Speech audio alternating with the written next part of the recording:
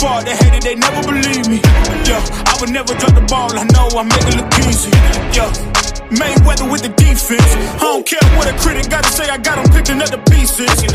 That mean you really playing with your life, I'm about to come and run it all back. I'm the new era, about to snap back. You ain't fitting for it, cause you all cap like. Hold up, I shoot my shot, wait, hold up. I'm really about to run this go up. You know it's all net when it go up. Ain't got no other plans, you don't need to understand, ayy. We on overtime, you don't need to understand, ayy. You just show them how to do it when you don't know what to say. Tell me how you plan to win if you plan to play the same. Moving fast, already gone, yeah, but you bringing me back. Try to double cross me, dog, just let me relax. Stop assuming what we doing, keep it moving, what we doing. Cause it can get dangerous, cause it can get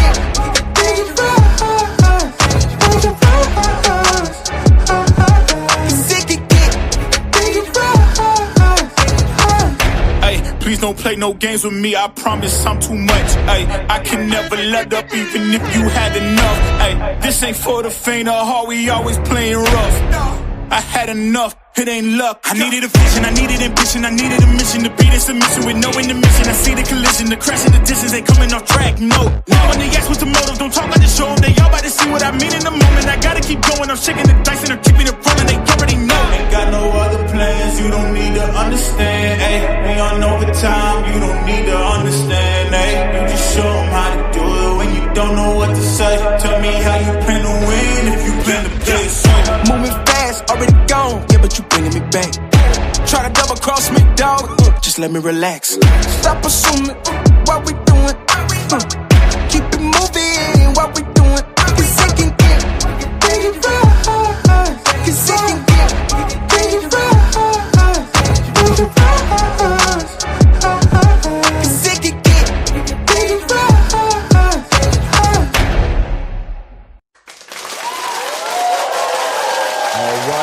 All right. Salute ACT, works goody.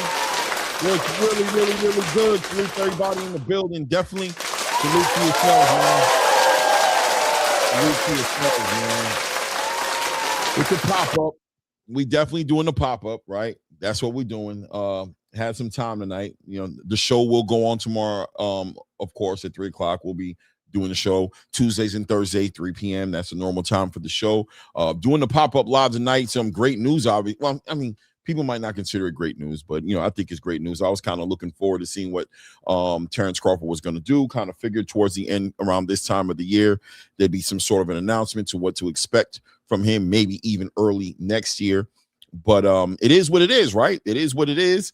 Let me see here. Salute. Two says I'm gonna shout out to everybody in the building in a minute for sure. But needless to say, Terrence Crawford announces his retirement yesterday, and man, what a great career. And we're gonna be talking about Terrence Bud Crawford today, right? We're gonna go over his career just a little bit.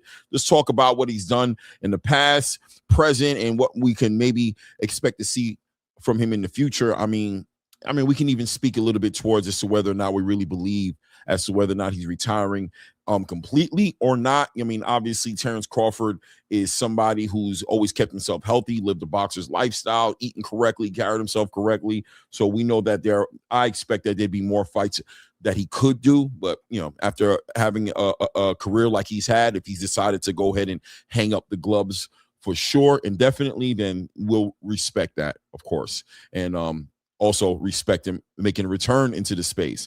But what a career, and what a trail that's been blazed by Terrence Crawford, a legacy that's been left thus far. If this is truly what he's doing and retiring for good, then he's probably done as much or more than some of your favorite fighters has, right? And because of that, it's put himself in certain conversations, right, that a lot of fighters just aren't going to be in. They're going to retire and they're not going to be in these conversations. Terrence Crawford has done things that are going to translate and go past many a generation, right? 3 weight class undisputed champion, 5 weight class champion, 3-time lineal champion, right? And done great things, you know what I mean? Big, huge fights. And against all odds, one might say, right? Against all odds, right? Potentially being frozen out of the game. blackballed, across the street politics, all kind of ceilings and people putting, you know, limitations on what he could do, and just a person who lived in a defiant space. He always had that mentality from the jump, always a strong-minded, strong-willed person, and just never listened, right? Just didn't subscribe to the idea that people may have had about who he is and what he should be able to do, or his worth, right? And that's what we watch on a career like this, and that's biopic / movie worthy legacy right there. And you hope that some of your favorite fighters will do the same things. And that being said, has he influenced the future of boxing? Has he set a new standard? Has he set the bar and raised the bar up at this point in time with the type of career that he's had? And what are the younger fighters following behind him? Are they finding inspiration in Terrence Bud Crawford's career? Right. We'll talk about all of that. The panel's going to be open. I'm going to put the link out there early. I'm definitely more so interested. This is a pop-up live, so I don't have a whole show put together and things of that nature. I'm welcoming anybody who wants to come up and build on whatever have you. Obviously, we have other news in the space as well. Jake Paul and Anthony Joshua, 2 days away, right? A day and a half away at this point. They had their final press conference today. We saw Alicia Baumgardner on that stage. We saw my girl Caroline Dubois on that stage. We saw MMA legend Anderson Silva on that stage. We saw Tyrone Woodley back on that stage. And it looks like that event is going to be kicking up on Friday, and it is what it is. One thing about the talk in boxing, and always when the fight has been penned out, we're going to find out, right? We are going to find out who's who in the conversation of Savant, right? Is Jake Paul is very convinced. He would have you believe that he's going to do something amazing. One of the biggest upsets, if he were to beat Anthony Joshua, would probably be the biggest upset in sports history, right? Obviously, we have the rumors circulating in the space about him, about things about being scripted and things of that nature. I'm gonna let you guys know right now, I really don't subscribe to that type of stuff like that without real evidence. I just don't do it. I mean, I just think it's a rabbit hole to jump into. I have no real evidence. I have nothing legitimate to back that up. I'm not going with that thinking. The way I'm going about it is Jake is trying to do something that most of us think is crazy. I'm obviously favoring Anthony Joshua hands down to get rid of Jake inside of 2 to 3 rounds, maybe even the first round. I wouldn't be shocked at all if it happened in the first round. I think Anthony Joshua is just too much experience, just too big, too much of a puncher, just too much of everything across the board, right? He's just too much of everything across the damn board. So I don't expect Jake Paul to do much more than look like he has heart when he gets in the ring in front of Anthony Joshua. But that being said as well, we've got Caroline Dubois and Alicia Baumgardner on the same card, which I think is great. It's amazing. I would love to see both of them facing off with each other, though, at some point in the near future. We'd love to see them fight each other. I believe those two ladies right there are definitely the future of women's boxing. When you think about Katie Taylor and Amanda Serrano, when you think about Clarissa Shields and potentially, well, what Clarissa Shields is about to do a big rematch with Franchon Cruz Discern, but still, you know what I mean? Just the future of boxing, young, talented, a generation built from a generation of female boxing that has just been developed to that point. And that's what you see with those kind of girls. When you look at Carolyn, when you look at Alicia Baumgardner, you're looking at evolution. You're looking at women's boxing starting from, you know, as far back as you can remember, where there was a Christy Martin and the Layla Ali's, and then you're looking at this version of bred from young boxing since 8, 9 years old, you know what I mean, coming from that pedigree, that cloth of boxing, and you're watching women's boxing develop right in front of us and become more competitive. And I think the fan base is growing because of that, and that's one thing that you always have to give Jake Paul credit for, is what he's done for that, right? Salute to my guy on the panel right quick here. I got Shelton Moore on the panel. Shelton, what's good, man? You flicking through the lights. It's going red, it's going blue, it's going green. Oh man, I went to the football game, bro. Just listening to you pontificate, you know, that's what you do. That's what I'm trying to do. Trying to put some perspective on it. Yeah, man, let's give a shout out to Boogeyman Bud. He did it the right way. You know what I'm saying? He did his way. Right. He beat everybody they put in front of him. What else can you ask from a professional fight fighter? What else do you ask for a professional prize fighter? He beat everybody they put in front of him. And chased down. What else is there? When he beat everybody he put in front of him, then he chased down the biggest dog in the yard and put a exclamation point at the end of his career, right? He chased down the big dog. I'm happy because if you really want to be honest, bro, what else was there left for him to do? There's nothing left. Right. 100%, 100%. There's nothing left for him to do, and also, and we can talk about so many different things when it comes to Bud Crawford, because Bud Crawford has transcended boxing to a certain degree, right? I mean, everything is about boxing because that's who he is, but he's been such a revolutionary in the sport. I think history will speak of him that way as far as what he's done in the sport. I think this move he just did recently with the WBC and Mauricio Suleiman, and I think he really just, he spoke his mind at all times. And one thing about Terrence Bud Crawford, and that's I always use it, and I say, Ryan Coogler, if you're out there, you got to put the movie together. It's got to be called Defiant. This man is a defiant guy, right? Like he doesn't subscribe to the standard idea of what things are supposed to be. He's a guy who shows me that he's standing on what's right, what he believes is right, at least. And he's not going to let nobody, pacify him. What do you think about his stance against the WBC and what he's done at this point? Well, see, to me, I'm a little older than you and a lot of other people, so I see it totally different. I heard what the man said. See, I'm the type of person, I listen to what they say, right? Mm-hmm. He said that these fees, as we all know, are negotiable. So I negotiated with the other 3 main sanctioning bodies. Offered them an amount, they accepted. I offered you the same amount. You wanted more. Why do you get more than they get? I can't be undisputed without you. I can't be undisputed without them. So what makes you better than them?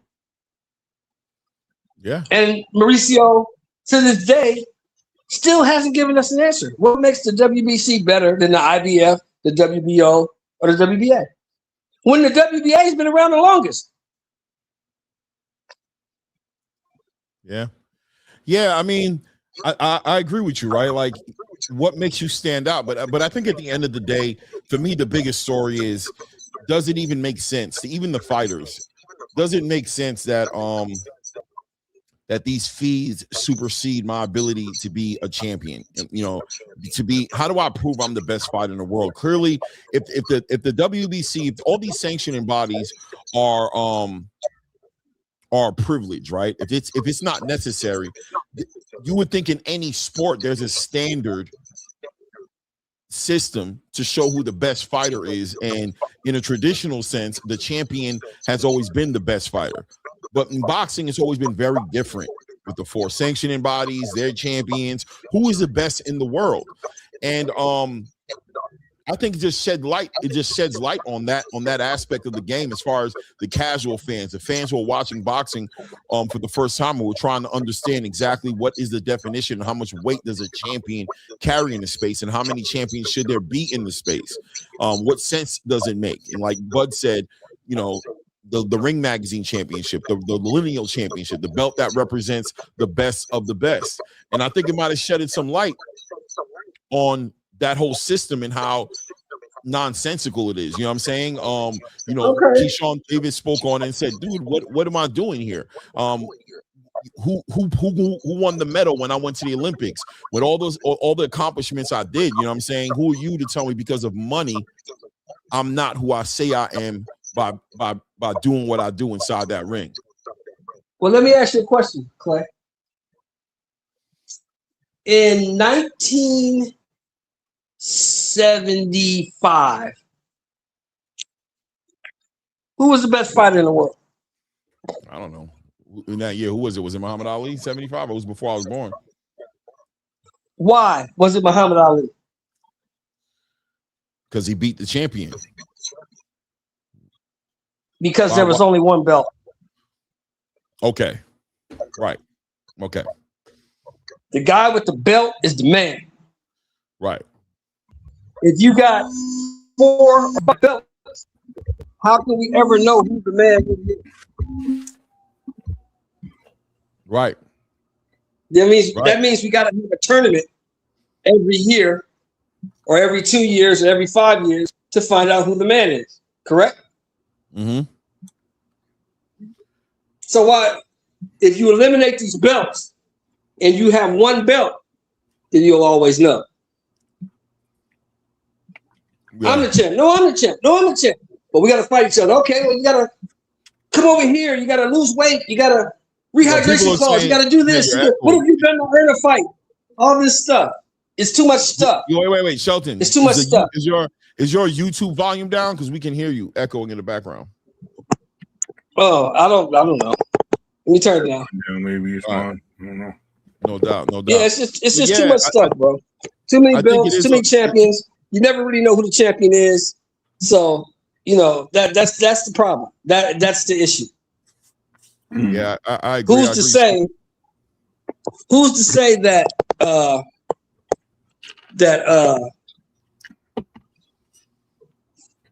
Benavidez is better than Bivol, is better than Beterbiev? We don't fucking know. We don't know.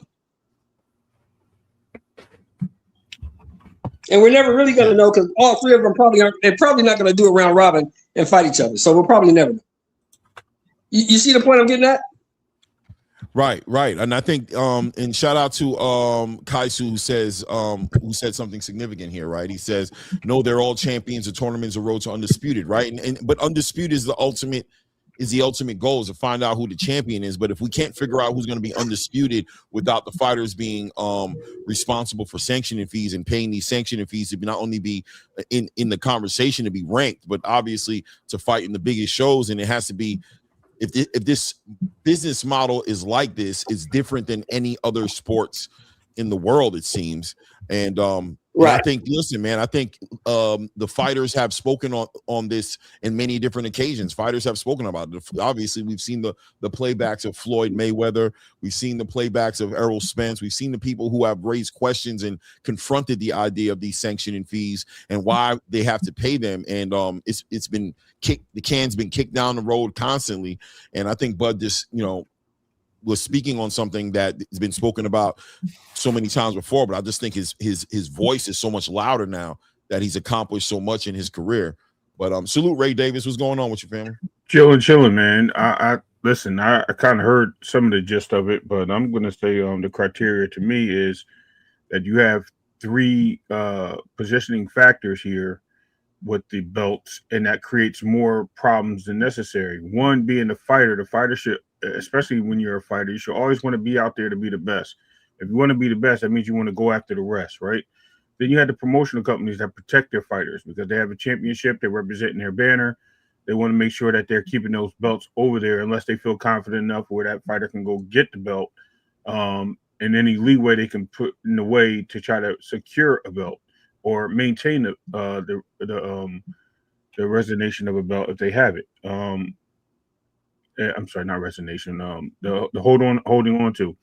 The other problem we have is the sanctioning fees bodies, right? They want the highest fee paid, it seems like, and they'll do anything and everything to nitpick and move around certain things that's supposed to be what they are. We know the situation at 168 where fighters are limited to who they have to fight and what mandatories they have to fight, blah, blah, blah, blah, blah, et cetera, just to hold on to those high fees so they can capitalize on the bank that these guys get. So although all three of those factors play a big part in unifications and things of that nature, et cetera, et cetera. Right. HLD, what's good, family? What's going on, Ray? Peace. Oh, man, I don't even know where to begin with this because there's so many conflated issues that you guys make it as one when it's not. They're separate issues. No, they're not trying to get the highest fees. They have a set fee, and nowhere near in any of their bylaws says that a fighter has a right to negotiate the fees. Can you negotiate? Yeah, you could bring it up, but you're not in your right to do so. It's not. The fees are already set. Now that they want to have leeway and they want, hey, I'll accept this from you. That's fine. But it's not up to the boxer. It is not.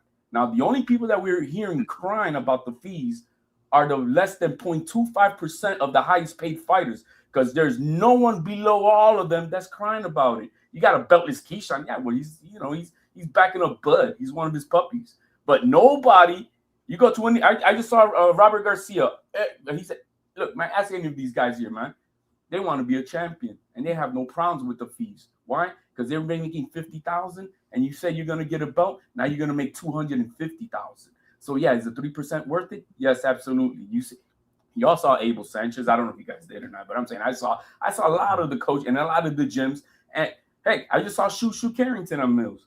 He like, bro, man, hey man, it's part of the game. I want to be champion. I got no problems with it at all. I just saw a picture of Foster. What are you doing? He's kissing that WBC belt. Yo, they don't have a problem. The only ones that are crying is those who are at the very top percent because, yeah, the percentage gets higher according to their pay. So I get that part, but that WBC's trying to charge more than the others. No, is that he negotiated his fee. It's 0.06 and it's $300,000. As simple as that. But now the whole thing, guys, you were just talking about, there should be a resolution to like, yeah, who is the champion?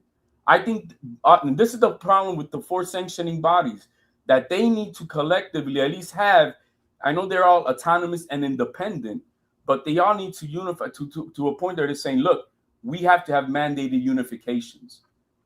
We need the goal that it to be undisputed so that we can have a champion in this. Yeah, each guy's a champion of each sanctioning body, but we want the people want to know who is the champion. And that's where they could all use the ring belt for that, for undisputed, so that we can have a champion of this division. Is it their fault that this door is open? Absolutely. It's their fault that they have not empowering themselves to tell the promoters this is gonna happen. We're ordering a mandatory. We don't care what you say, promoter. This is happening. You don't want to unify? Guess what?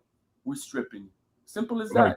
It's simple as that. That's the fix to it. But they, they're all autonomous, so they don't want to really work with each other. All they do, the only thing that they have all in common of the 4 sanctioning bodies is that they recognize each other. That's it. That is it. But nothing else. There's no power. There's no authority. They don't do nothing. So what's going on right now is their fault. And no one else's. No one else's. Now, I told you last week. I told you last week or the week when Bud, he's going to drop off I told you, him dropping this belt, him not wanting to pay, whatever how you call it, it will become irrelevant by next year. And guess what? It's become irrelevant today because now Bud is not in the game and his power of authority and his voice is going to get quieted down.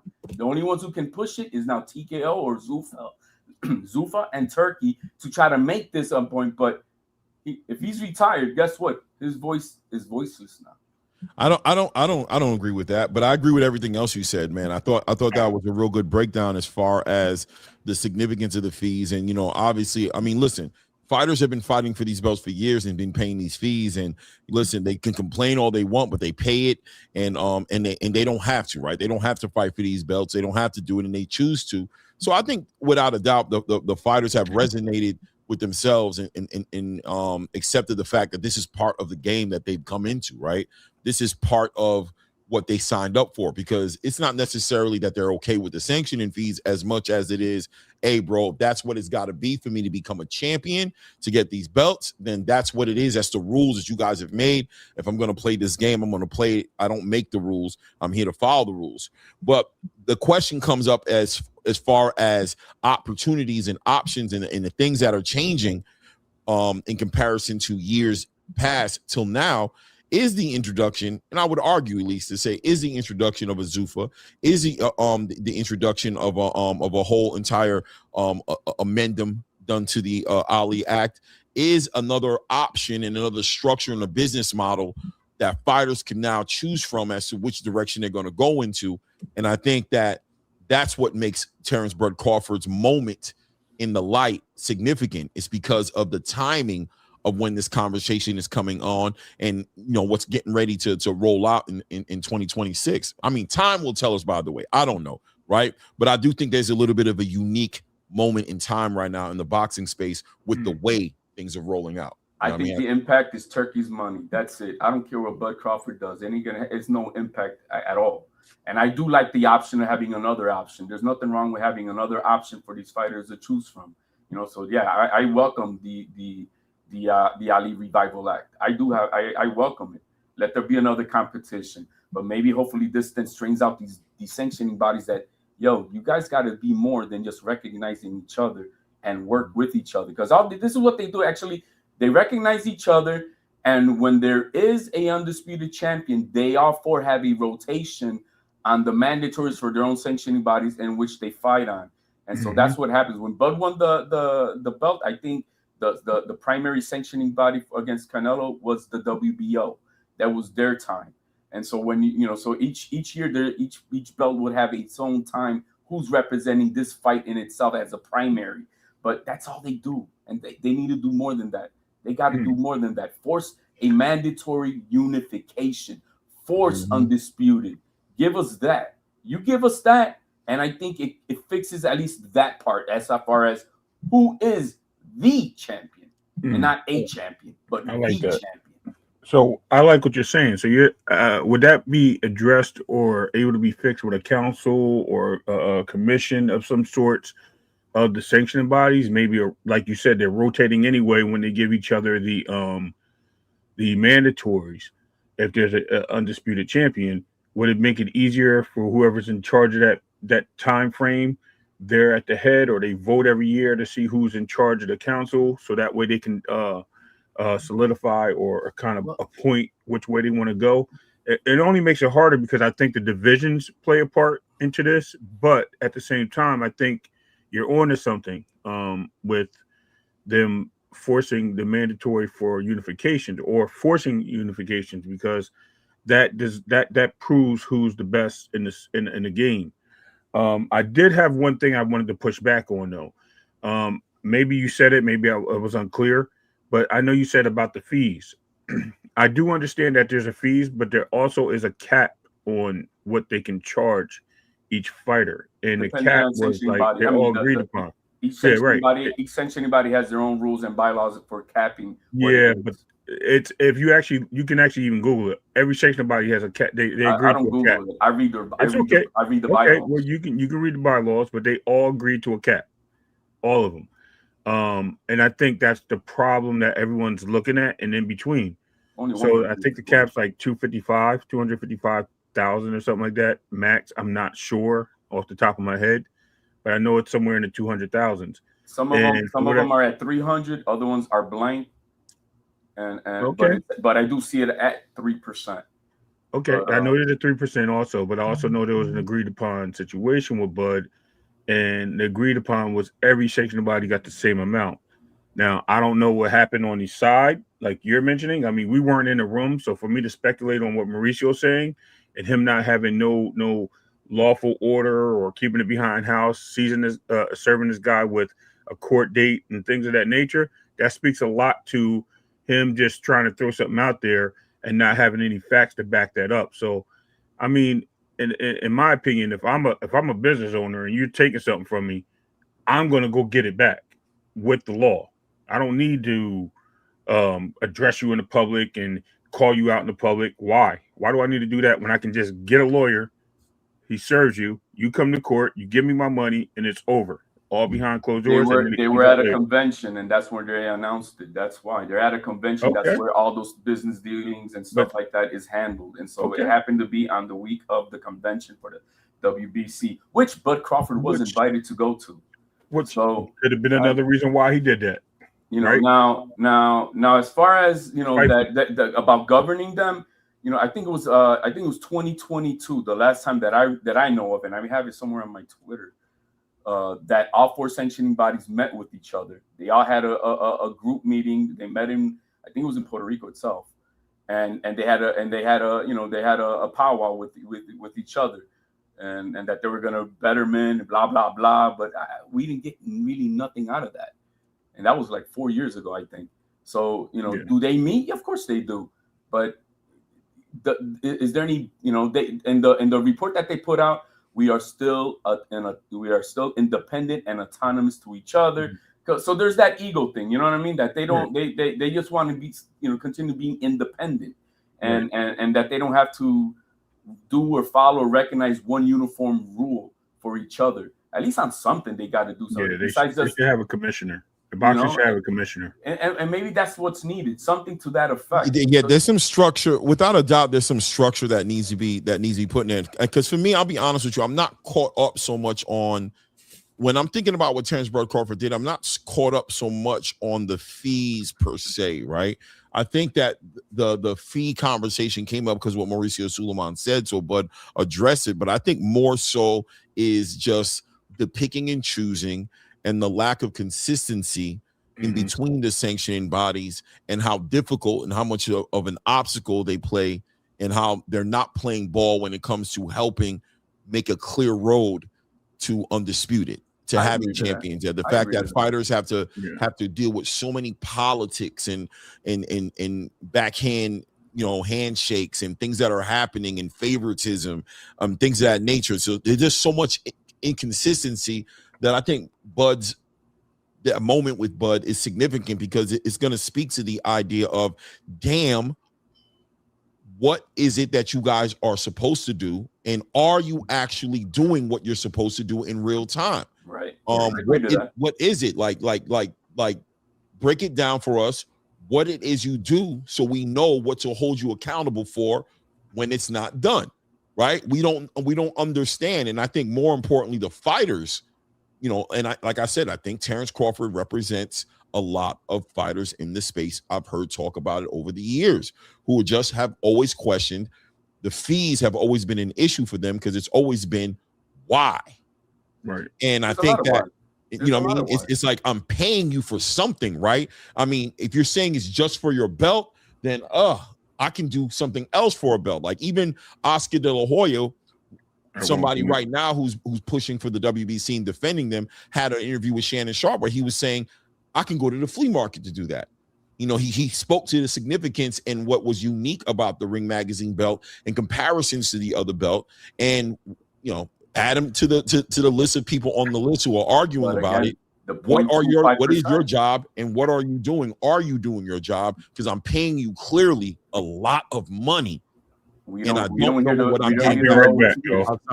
lower tiers. We don't hear the lower tiers talking about this. But I mean, the 0.25s, a percent of the highest of the pay. Well, bro, if I'm at a job, right?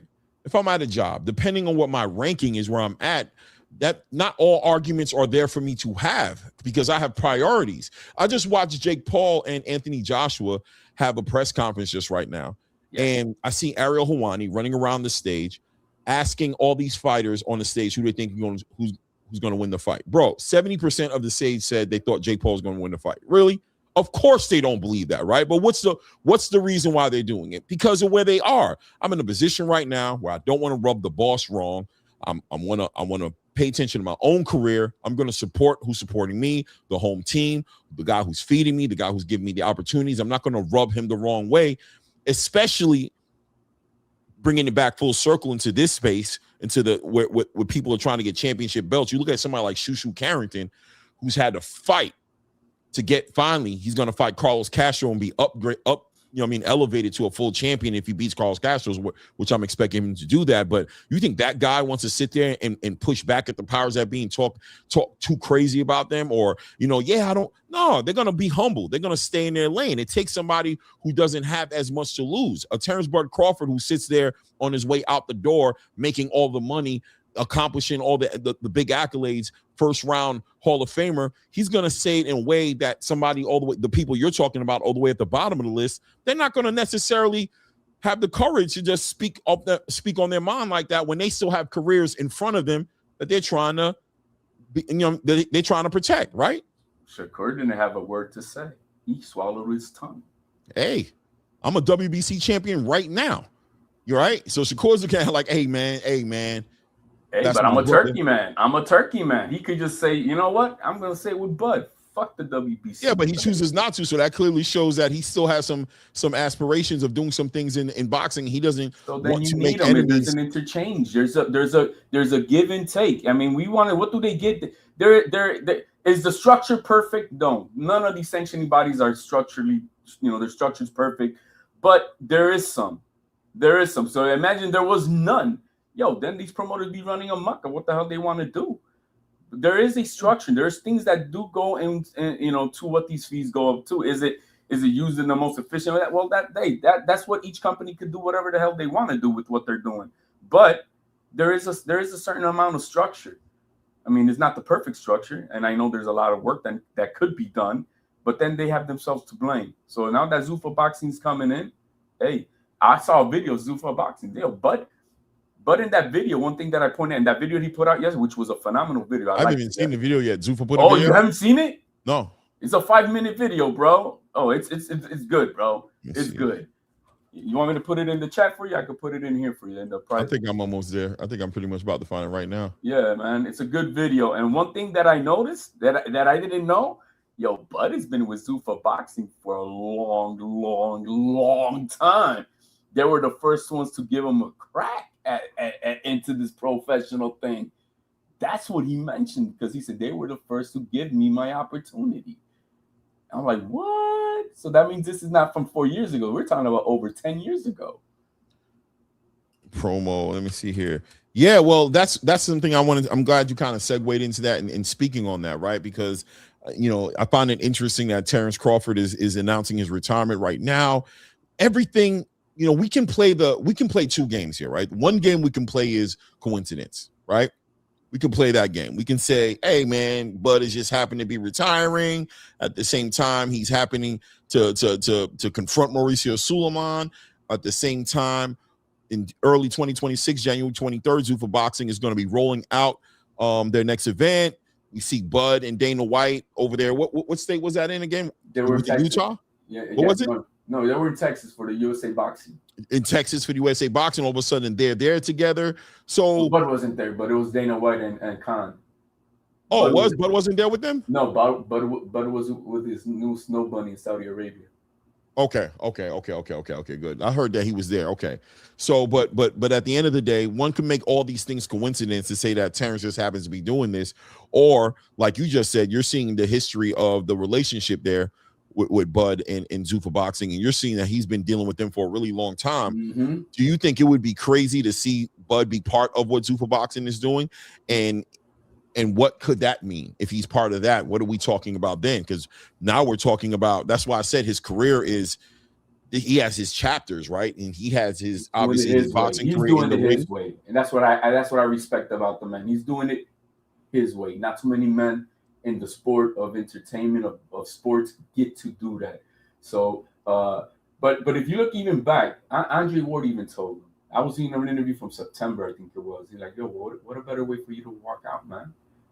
And if you watch this video that he made, bro, this video he didn't make this 24 hours ago. This was in the works. Wait, hold on. So Terrence made the video? Is it Terrence's? Yeah, this is Terrence Crawford's video.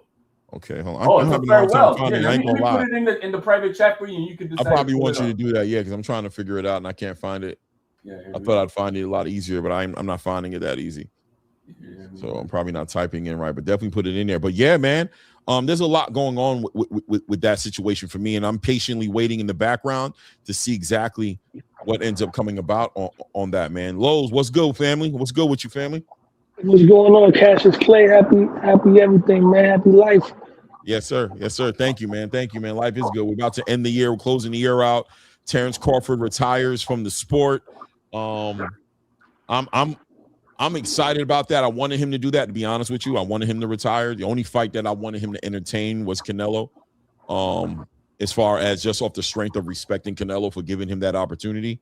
But I was like, man, close it out, bro. 42-0, bro. There you go. Do it. I got it in the private chat. You could just blow it up so you don't have to promote whose Twitter account it was, but okay. You can blow it up and then you can just see the video. Damn, Uncle HLD, I can't get away from this guy nowhere, man. Damn, what's going on, Yo, Clay, at the end of the day, man, Terrence Crawford, based on what he's done this half of the 2020s, he's pretty much in the lead to be the fighter of the decade. You feel me? He's in the lead of being the fighter of the decade for the 2020s, right? And with that being said, that's how you gauge a real top 10 list. So for me, Terrence Crawford cracked the top 10 all time, possibly top 5. You know, when you look at what he's done in his career, his resume wasn't the deepest, right? But he missed some fights. He didn't fight Boots. Never fought Thurman. He didn't fight Danny Garcia, but he fought Canelo. He beat Canelo. It's pretty much safe to assume that Canelo would have sparked all those guys that I mentioned, right? So Right. Bud not only is the most accomplished fighter in the history of the sport in terms of accolades, 3-division undisputed, also a 5-division champion. Bud Crawford is one of the most dominant fighters in the history of the sport. He's never had any hiccups. There's no controversy in his resume. The one fight that was a little bit competitive, people cried and called it a robbery because that happens when you have detractors. Every fighter has them. The Madrimo fight wasn't a robbery. He destroyed everybody he fought. Now, I had a discussion with someone else. He was against Bud, telling me that Bud didn't leave a mark in history in terms of like Muhammad Ali did, right? That he wasn't captivating, that he wasn't the face of boxing. Roy Jones was never the face of boxing in the 90s. Oscar De La Hoya was. But inside the ring, Roy Jones won the Fighter of the Decade award. You know what I'm saying? He won that award. So you don't got to be the face of boxing to be the best fighter in your era. Boxing guys. Low, you muted yourself, Low. Yeah, because the customer just walked in where I'm at. I didn't want to talk and get that conversation into the thing. But yeah, like I said, so with that being said, Bud Crawford wasn't the face. He wasn't a Canelo. He wasn't a Gervonta Davis. But he was the most accomplished and the most dominant fighter of this decade, of this era. And he's one of the most dominant fighters of all time. And to do this into his pushing 40 years old, you know, it's not like he moved up and just beat a regular guy for a belt. He beat arguably the greatest super middleweight of all time, Canelo Alvarez. Arguably the greatest Mexican fighter of all time, and Canelo Alvarez. A pound for pound fighter, right? A pound for pound. A lot of guys move up and they beat belt holders, but he beat a great fighter, a legend himself. So because of that, that makes up for the lack of depth in his resume. So Terrence Bud Crawford has officially cracked the top 5, top 6 all-time greatness on my list. Your list. There you go. Now I can appreciate that. Yeah. You know what I mean? And I think that, I mean, obviously the conversation can always be about that, right? It's always going to be personal taste and you know, everybody has their own criteria, because I'm in agreement with Lowe's. I definitely think he's top 10 of all time, and definitely the best fighter of this era. This is his era, you know what I mean? And maybe top 5. You might be right. Maybe top 5. I'd have to really dive a little deeper into it before I just sit on that. But I see where you're going with it, without a doubt. Shout out to Trini BX in the building. Trini, what's good with you, family? Salute. Respect panel. Celebration day, man. Celebrating the trendsetter. Go against all odds. They try to keep this guy out, man. They knew they wasn't gonna get no headlines off of him, and that's what sell these days, man. He ain't wearing no purse. He can't. You know what I mean? He can't wear that designer shit. You know where he from? He not misleading the youth out there. He not gonna do that. They're hungry out there, man. He gonna show them, man. Throw that Nike shit on, man. It's all about that swag. He did it his way, man. All them fucking people counting his sanctioning fee money. Y'all wasn't banking on him making that money, man. Till the big fan, Turk came through. His second biggest fan. Because his first biggest fan is motherfucking Canelo. And we all seen it there. You know what I'm saying? So I championed that I followed this guy since he had the cornrows fighting outside with nobody. I seen something in it. And just like me in my world, in my little life, that don't compare to his, I did it my way. My young kings could look up at me and say, Dad did it his way. Just like his could, you know what I'm saying? Everybody want to talk about the snow bunny he got in the side. He earned the snow bunny. Let him enjoy his life in his fishing boat. Chilling. The dogs eat more than most of y'all motherfuckers do. Let that man live, man. He should have been champion for us, man. Not making us look bad in the culture. Being the one, the real one. I call him Black Bruce Lee in my household. The greatest fight I ever seen in the big screen was Bruce Lee until my man got on Netflix. And that's just what it is, man. The real gonna recognize it, man. And that's what's wrong with America. And that's why the fucking China gonna take over the next 20 years, man. The motherfuckers is full of self-hate here, man. He supposed to be championed by us, especially us, because they ain't gonna put him in the media. He ain't misleading the youth, so he never gonna hit that. Just like, man, and the sanction fees, we all know get negotiated. No, they wasn't pitching Terrence Crawford to make no 50 million. Take that light bread and be happy, man. Y'all counted his pockets and over his seat, which y'all was gonna get, what y'all thought we all was gonna get. So take that, man. Like, I don't understand it, man. Motherfuckers trying to hate on somebody should be really champion, man. He beat the game. This shit for us, this the poor man sport. And they want us broken when we leave. It's not no fucking Rushmore, but no. Carve a different lane, man. He dealt with the mentality shit that's going on with the social media. He ate that. He don't give a fuck what y'all say, what y'all think. So put it a little higher. It's motherfucking Mount Crawford, like I said after the fucking Canelo fight, and we gonna see who gonna be next to him. We ain't knocking nobody off Mount Rushmore. He exceeded them, man. He on another level, a different world right now we living in. It's 20 more years of this fucking business called America that's gonna last, man. I'm hoping it's 50 so my young kings live their life. You know what I'm saying? But it is what it is, man. Wake up and see what's going on. This man should be champion, man. Respect, salute to the panel. I'm gonna stay on for anybody want to kick some shit. No, hey man, I wanna speak to that, man. That was a great. I appreciated that, man, and I'm with you. First of all, let me just say holla to CJ Rich Boxing and BS in the building, saying shout out to the TO twins, Low and HLD. Shout out to he said the TO twins in the building. Salute for show, man. But man, I love what you said, because I think at the end of the day, Terrence Bud Crawford is a fighter who it blows me away at how he's not celebrated more. How people still, how people want you to celebrate their fighters who have not accomplished anything close to what he's done yet, but I'm sure they're on their way to do it, right? They're all on the road of trying to accomplish it. But when and if their fighters accomplish these lifetime goals, they're going to want us to celebrate them, right? They're going to want us to hold them up to the light and say, look at their career, look what they've done, look what they've accomplished.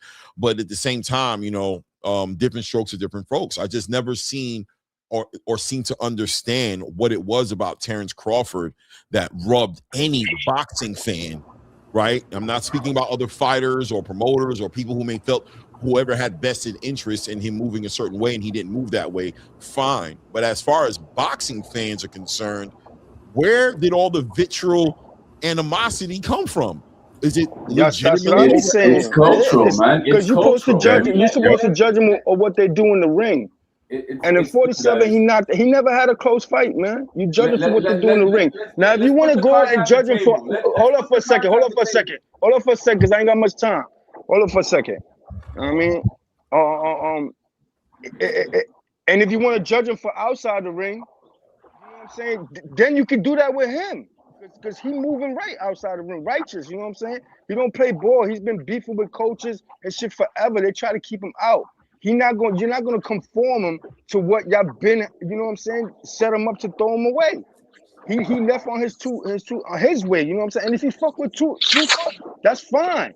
Because he's gonna do it a different way, so you're promoted for your skills and not for the nonsense that's going on outside the ring, man. Check out the people, and then they're like, oh, who he fought. We know what was happening. If y'all was in the game back then, you seen how they was running from that man. Because there was no promotion. Yeah, you can't sell because he's not doing no dumb shit. But as far as he is as a man and a character, man, his children's legacy, he said that.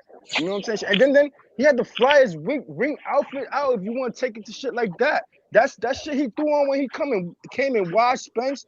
And there's a lot of shit that you equate the fighters and the times of their biggest fight on what's happening in your world, in your life. That fight night for Spence is one of the greatest nights I had personally. Because what I got into after the fight, the way it was set up, it was outside in a courtyard full of a bunch of young dogs going with Spence. I was the only one with Crawford, and my homie little man used to always watch me and his father with the fight, so he peeped game. I watched this little kid clean up. He went around and betted everybody $100. He walked out of there with $1,500, some young kid, just from watching how me and his pops used to ride with Crawford. So I said, yeah, man, it's, certain real ones gonna see. And you got all the nonsense. You got the Tanks, you got the Theos and all that shit that's gonna do the nonsense outside the ring. Like Theo, you know what I'm saying? In the ring, you judge it for in the ring. When you lose a fight and you say you won 12-1 after a fight, 11-1, shit like that is corny to me, man. He got the skills and all that, but you know, it's a full package with me, man. You know what I'm saying? I can't put someone in the forefront when I got young ones looking up. I can't champion a dude slapping women and doing all kind of nonsense and all that when I got young ones looking up. You know what I'm saying? Especially with all the media and all this nonsense that's tarnishing their man anyway. In this household, you going, you know, I could only champion certain moves, certain vibes that the way that fit to my lifestyle. You know, there's much shit point like to that. what you're saying. There's much point to what you're saying, but you're still not hitting it on the table. You know, you're not putting all the cards on the table. Let's put it a fact. Culturally, Bud Crawford is not the guy that his own black community follows.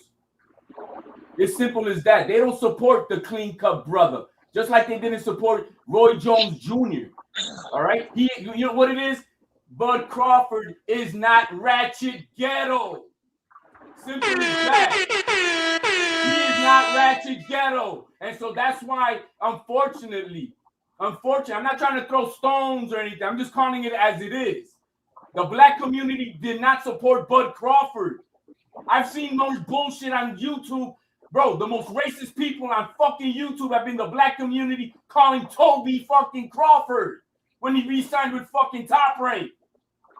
So the black community did not support this man. Did not they didn't galvanize to support this man who's trying to do. I mean, none of these people are. And let's just put one thing on it. None of them are to be idolized as perfectionists. None of them. But the man, at least I know for that. One thing I can always say about Brooke, and I'm not a big fan of the dude. I respect what he moved behind the scenes with his family, with his kids. What he championed is not drinking, not smoking. No, I championed that of the man, but the black community did not back this man up. You see, there's a difference between when we see other cultures, the Mexicans, they will champion their fighters. They will pick them up. And guess what? They will support them with their dollars. They'll pull out the dollars to go see that motherfucker. How the fuck is Canelo getting 10, 12,000 people on our fucking weigh-ins? Huh? How is he getting 12,000? Half of them are illegals. I mean, how is that? And you're telling me that this man is bringing bigger crowds than Crawford? Why is that? Because he did not galvanize a community that needs to galvanize around the good, around the best qualities. I hear what you're saying, but it's bigger than that, man. It's also the media push, what they're going to push to the forefront. I mean, wait, yes, hold it on. is. The media is a whole big agenda behind it, man. The build is whole going big real agenda, good, right? man. Hold on 1 second, right? Hey, HL, one second, HL. Give me 1 second to say this, right? We talking. Let's pretend we face to face and keep that tone at a certain level, bro. Like, no, but listen, like there's truth. Talking. There's truth in here, and now obviously the topic gets touchy because we got a Puerto Rican up here, we got different cultures up here, and so be black, bro.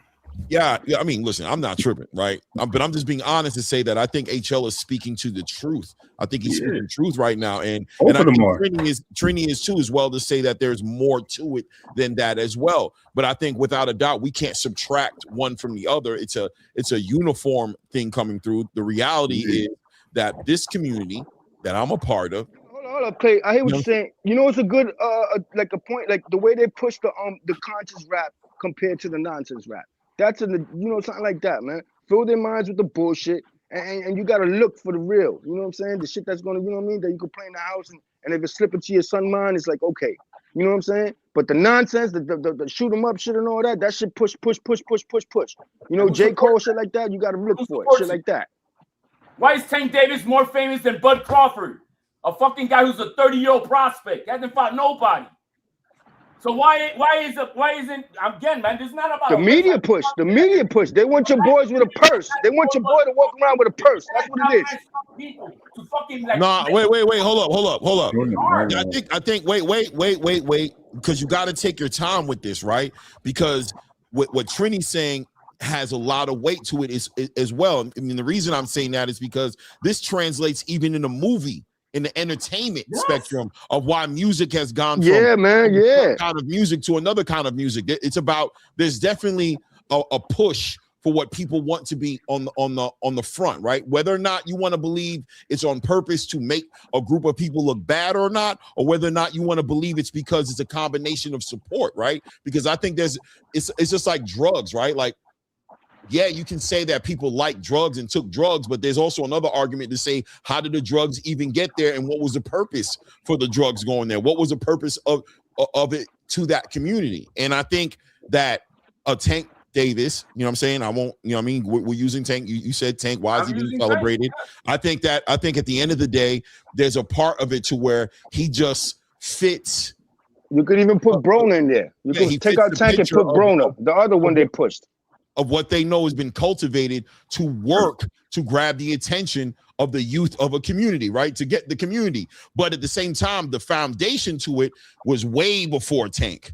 The idea behind it was way before Tank. The guys who decided to push Tank just went with the status quo. Tank just represented the status quo, right? Because Tank wasn't created inside of a test tube, right? So honestly, he was who he was. But at the end of the day, the idea of it foundationally was that this community that I grew up in my whole life, I can attest to the idea that there's been a big time push in the community to use drugs, to be violent, and why we're violent to each other, and why we hate each other, and why we cut each other down, and why we murder each other in the rate that we do it.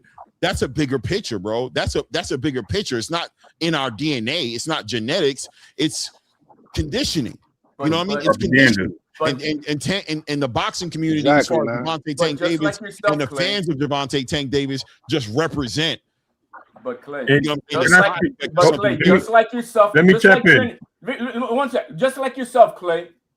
Just like yourself, Ray, and just like I just heard Trinity, and just like myself, I'm gonna put on it. We don't glorify all that bullshit, and not in our households. I don't think you men are like that. We don't glorify none of that bullshit. So it comes down to your household. Your household is what speaks. And if you don't fucking take control of your household of what you want to push and what you admire and what you don't, and whose fault is that? I just saw Nonito down there at 43 years old fucking fight his ass off. But why? He's a clean-cut guy. This is what, along with Rachel down there, they work hard. It's discipline. That's what I push in my household. Same thing with Bud, as a family man, is what he does. But if you allow the media, if you allow the fucking machine to fucking shove it down your throat as to what's good and what's bad. The machine. That's the word I was looking for. HLD, the machine. I know what you're saying. I know what you're saying because I know with what you said. What you hold in your household is the better part of what we are. Fuck all that ratchet ghetto shit. Right. Sorry, I'm speaking with the passion I do, but that's how I am. No, I hear you. I hear you. Wait, hold on. I'm gonna pass it right to you, Ray. Right now, I swear. Right now, I'm gonna pass it to you. I'm just gonna say that yes, people go above the expectation and they don't allow the standards of society to influence the way they're gonna raise their family, right? But there's always this. We're talking about massive amount of people, right? We're talking about the lion's share of people and what's marketed to them. You know what I mean? Just on a simple level, and I'll pass it to Ray, just the idea of for example, the diabolical mind state of the creation of a white Jesus, right? And the significance and the impact of that on a massive amount of people who have been forced to worship him, right? And knowing that when you read in the Bible that this man was not white, you'd have to ask yourself, what was the significance of changing him that way, and how effective was it at keeping, what was the idea behind it, how effective was that in keeping and conditioning the mindset of the people to feel lower than another race of people? I'll pass it to Ray Davis. Listen, man, that was an excellent freaking jab right there. I don't even know if I can even touch on that, Clay. Hell yeah, man. That was everything awesome, up Clay. right there. But listen, you guys are all hitting major points. I literally want to dive in. I don't want to really accuse anybody, but I want to tell you how this moved. And I'm going to tell you how, when you guys talked about the machine, right? So the machine was Floyd Mayweather Jr. Not trying to be funny. I'm going to keep it there. And he had a huge following in the space, right? Even though he was making money, that's what it was in the time, right? Because we all live in our own times, our own eras. Our era is about getting that money, right? Getting that paper, hustling, do whatever we got to do. That was our era. Floyd was in that era. He got the money. He showed them. Floyd was also one of the contributors to getting an AB from the hood and having them wild out and do things like that and allowing it to happen. getting to Tank Davis and knowing where he came from and talking about his hard time in the streets and how he came about and how thugged out he was. I'm not saying it's all him, but guess what? If it sells, I'm going to keep selling it. And guess what happened? Just like music, right? They keep buying it. So when he merged with the PBC, what did the PBC do? And this is not a shot to them. This is why I say it's kind of weird. The PBC decided that they want to go after a bunch of guys that fit the narrative of these fighters, that had some type of chaos or some type of proud street credibility or some connection to the rap game or this, and they were being sold. You had people on ESPN, just to say at the time, right, with Top Rank. What happened there? They weren't selling those fighters. They weren't telling you that, oh, listen, this guy came through this, and this, and he's this type of, relevant to this, and blah, blah, blah, and there's violent attacks and stuff like that. They never talked about it. When ESPN talked about fighters, they talked about PBC fighters and the things they did. Think about that and all the negative. And they were building that. As you guys said, it's all machine. It was building those fighters, but yet they never talked about their fighters doing anything crazy. And as you see, their fighters were clean cut, most of them, and came up through the game properly. Who's right now the best fighters in the game, if you really want to likely say it. But then it's looked upon funny. And I wanted to point out something else with Floyd Mayweather. When you had certain fighters turn him down from training or being a part of his promotional company, those guys turned out to be more successful than their counterparts, even though people don't like to hear that. And there's a reason why, and a lot behind it. You heard Bill Haney say the other day when Floyd Schofield Sr. was talking about getting shot, and Bill had never been shot. Bill said, man, I don't glorify that. Yeah, I've been shot, but why would I go around telling people that? That's not a good thing, right? So we're hearing him, even Floyd Schofield, a 40-plus, 50-plus-year-old man, talk to the public, talking about how tough he is because he got shot. How that's where we're going with this, right? So all this stems from the violence. All this stems from how you connect to the hood and the streets. And he's even trying to do it. For what purpose? And Bill's like, man, I'm not trying to do none of that. This guy's a fool. I'm getting my education. I'm going to Columbia, bro. I don't know if you know, but I'm telling you. So we have to focus on what's important. And I'm not really trying to throw those two out there just to be, sad. It's just the latest revolving door around this conversation, and just happened. So yes, we do have to pay attention to what our kids and what the boxing community is following, because it is drastic, man. At the end of the day, you treat them to your mind is your own. That's what you teach your kids. You know what I mean? What you decide. Like, let's go back to a minute when you were saying we was in the get money era. I was in that era for a minute too. I lost my dad at 18. When you in the hood, it got to be some kind of borderline between the outside and your household. And I made the sacrifice, and that was me. My younger brother grew up in the same household as me, man. And you hear us both talk, you swear he grew up in the suburbs. That was the sacrifice I made. And when I was in the game, you had Funk Flex preaching. Yo, if you pulling up in a 92 Accord, park that shit 10 blocks down. Don't pull that shit up in front of the club and all that. That was me in that Accord, laying low with the stack, the sneaker boxes full with bread though. You know what I'm saying? With the white t-shirt on the low with it. While my other homies was buying into that bullshit, jumping out with the Lexus, jumping out with this. When the feds came out, popped up on everybody chilling in the same club, I'm in Montreal chilling with some bad French bitches. You know what I mean? It's how you move. It's how your mind was developed. I had the luxury of having a father in my life that beat that fucking righteousness into me. You know what I mean? That's why I fear no man. The only man I ever feared was my dad. The nigga been dead 30 years. I'm still scared of him. It's how you bring up yours, man. You got to overpower all that shit, man.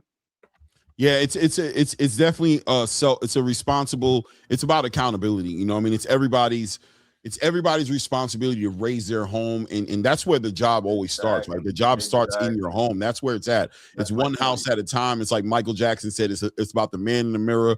You can't heal the whole world, man. You got to handle the assignment God gave you, and what God gave you was each one of those children you pushed out, that family that you build, the wife, the roof that you provide over the head of the people you love. That's where the work starts, and then legacy kicks in when your sons and your daughters move on and they continue to make you proud, make your name something special, and continue the legacy of doing that.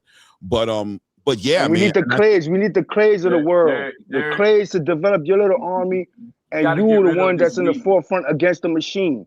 But There's thanks a no lot, we gentlemen. in this I life, love man. the advice y'all gave. I love hearing to y'all. I'm gonna keep tuning in. Let me get on the workhorse and get it popping. Yo, salute, Clay, man. Great topic, great conversation. HLD, man. I enjoy your passion. I like listening to you. I hear you a lot on Marco. Respect, salute. Ray Davis, you already know, man. You one of the ones, You got man. it, Trini. Salute, Absolutely, respect. brother. Y'all stay up, man. No doubt, Trini. Appreciate you, family. There's no we in this life, man. You got to be responsible for your fucking household. Simple as that. Simple as that. You're responsible for your house. There's no we. We don't pay your bills. We don't take care of your kids. We don't run. No, there's no such. It's what you do. So yeah, the man in the mirror, you know. And back to bringing it to Bud Crawford. It's unfortunate, guys. If Bud Crawford would have been Mexican, if Bud Crawford would have been Puerto Rican, there's only 3.2 million of us on the island, bro. That is a great point by the way, what you're about to speak on. And I want you to continue on it. But if he was not black, right? If he was not, holy and he was shit. Mexican. if he's other than American, he could be a black Mexican. He could be a black Puerto Rican. Not just American. Nah, if he was a Puerto Rican American, bro, I'm saying if he was from the islands, Jamaica, anyway, he would have had a following. He would have had a bigger following. But as far as being black, 3.2 million of us, bro. That's why somebody else said not black. I'm saying if he was not American, like a black American, he would have had a bigger. Yeah, if he was not a black American, not American, because American, Puerto Rican Americans, Mexican Americans, they still get celebrated. Right. That's where I was going with. Bro, if he would have been Puerto Rican, bro, all 3.2 million here and the other 3 million and that we have across the states, bro, that motherfucker would be the king of the fucking land, just like we picked up every other our great champions who still are rumbling their legacy because we push it, because we don't just give it to anybody. You got to earn it. Bud Crawford earned it. Bud Crawford earned it. Miguel Cotto walks into a building like Xander Zayas is about to have his fight on January 31st. I promise you, bro, when the camera flashes over Miguel, over Tito Trinidad, the building is gonna rumble, bro. No, man. The building gonna go crazy, bro. When Serrano had her fallout in Puerto Rico, when she had to pull out of the fight at the last minute during the walk, yo, there was a lot of boos. Tito Trinidad walked in the ring. Yep. And it was like Black Jesus walked in the fucking ring. Everybody got their shit together and started he just celebrating. He said this, and this, and that was it. Why? Because yo, when the man earns his respect in the island, he earns it. And it's just too bad Bud hasn't gotten that. I'm sorry, he hasn't. He hasn't. Maybe now in the later bit of his career, because he kicked Spence's ass and maybe that division kind of like galvanized at least a little bit of the other side. Because, man, I remember for those 4 or 5 years, man, there was some nasty ass shit that I've heard in this community from within the black community. It was nasty shit. It was some nasty shit. I'm hoping that it now is galvanized. I hope it's galvanized. And I wish him nothing but the best for Bud Crawford. I'm not a big fan. Now we want to talk about resumes and stuff. Yo, that's what this community is about. We're talking about resumes. We're talking about that's different. But Bud Crawford, the man, and what he's accomplished and the way he walked away, he's earned all of those flowers. Plain and simple. Ray, you was about to say something? No, I was agreeing with him. I probably was. I lost track. I didn't write it down. So I lost all track. right. No, listen, man. What HL is saying is on point. And that's why I fuck with HLD for real, because obviously when it comes to the boxing talk, is passionate, but reality is reality. You know what I'm saying? Like he said, if we're gonna start talking about resume and stuff like that, I'm sure HL can push back at a lot of stuff. You know what I'm saying? He'll push back like this fight, that fight, this fight. But at the end of the day, to see a man end his journey the way Terrence did, a lot of fighters aim to do that. I think most fighters aim to do that, but not all of them accomplish it. 42-0, 3 weight class undisputed. I mean, I can go down the list, obviously. Bud can feel accomplished, and can't nobody tell him nothing, right? Can't nobody come up to him and be like, yeah, bro, he wasn't all that. Yeah, okay, whatever, bro. You know what I'm saying? Like and it's unfortunate that Bud would have to go outside of his community to find himself, right? To be recognized. He'd have to be recognized by a Saudi Arabian, a representation of a government, a Saudi Arabian government, or even an Alexander Usyk or a Dmitry Bivol. And you know what I'm saying? That's who would have to recognize him on the biggest stage for him to be where he's at. And I think that has a lot to do with where he's at right now, as far as whether or not he may be or may not be working with Zuffa Boxing. But I got a question. I want to move the conversation forward and move it along, man. Just one little topic I just want to say. I know where you're going, but before you do that, the one little thing, right? I say we all are in charge of our household. So Bud did not worry about the whole world. Guess what community he galvanized? Nebraska. Right. Well, that's where I was going. As he's going to say that. That's he took care of his house. And Right. when you see those parades, yo, it's everybody in there. Everybody. Here's white, the crazy black, part. Mexican, whatever the fuck is in Nebraska. Yeah. They all that's what he took care of his And house. that's exactly where I was going with his community, that's what he took care of. And guess what? His legacy in Nebraska will live on, regardless of how anybody feels about it.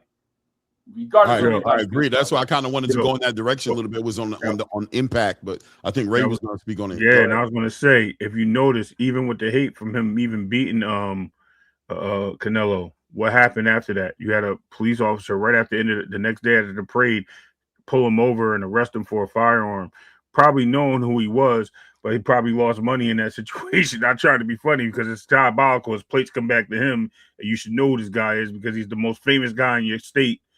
You heard that, right? Probably the most famous boxer, especially on the back end of that parade he had that morning, saying, right? Crazy, right? Exactly. And where the mayor even got involved and had to apologize for this. Yeah, like that's crazy. Yeah, that's crazy, right? So it just shows you the situation, how it unfolds in the community and in the country. Shout out to. And thank God they didn't make him more famous than what he was. You know what I mean? Unfortunately, because situation can go bad. But thank God that never happened. But let's move forward with Bud. Is basically he surprised me.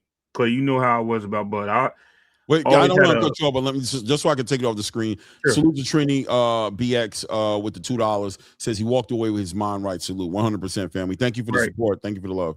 And what he's doing for that, I was gonna say, not to take anything away from him, but what he's doing with that community, I wouldn't be surprised if he's training or getting involved behind the scenes. Waukee Sean may have changed his moves and stuff like that, or I'm just throwing stuff out there, speculating. Please don't take me serious on this because I'm not stating this, but he said he's not going too far. Rather going to zoo fun fighting, whatever it is, he's involved in boxing. He's going to do something for the sport that's going to make the sport bigger and better than what it is. So maybe he does create a commission for boxing all over, and he becomes part of the commission or the commissioner. That'd be great too. But just shout out to Bud, man. We thank you for what you did. You beat my guy. Don't worry about it.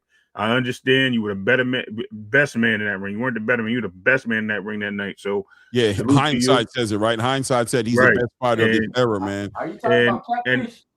And I wanted to land on that, Clay. So I was going to say, I know I always say, like, errors. I mean, we're in a different era now, but his chapter of his era, he has solidified that he is the best in that 20-year span from 2000 to now. And I'm putting Floyd in there because he's in the 2000s and Roy. I think he's the best.